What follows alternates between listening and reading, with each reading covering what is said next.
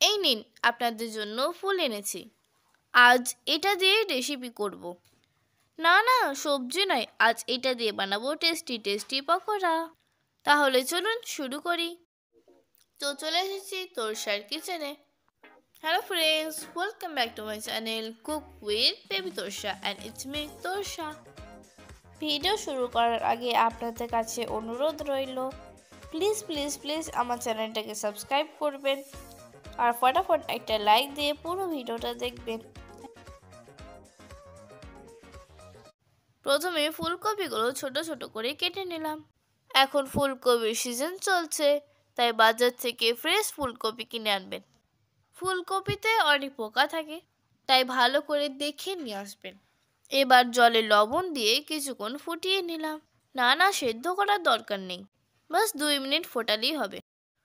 যখন দেখবেন কালারটা চেঞ্জ হয়ে যাচ্ছে, তখন গ্যাসটা অফ করে দিন আর একটা স্ট্রেনারে নিয়ে জলটা ঝরিয়ে নিন। এবার চলে যাচ্ছি নেক্সট প্রসেসে।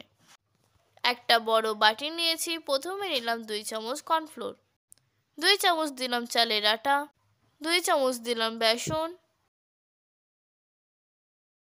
দিচ্ছি স্বাদ মতো লবণ, জিরে পাউডার, লঙ্কা গুঁড়ো, দিলাম ধনে গুঁড়ো আর দিয়ে দিচ্ছি ফ্রেশ ধনেপাতা কুচি।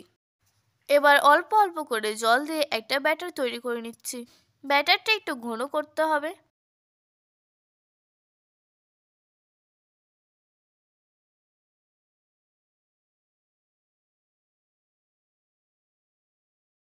এ বাবা, একটু বেশিই ঘন হয়ে গেল, তাই আরও একটু জল দিলাম।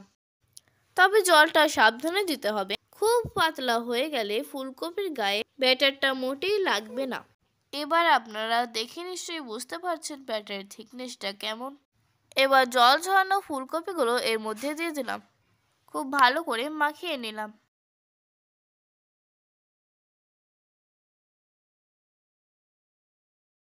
এবার কড়াইতে তেল গরম করতে দিলাম।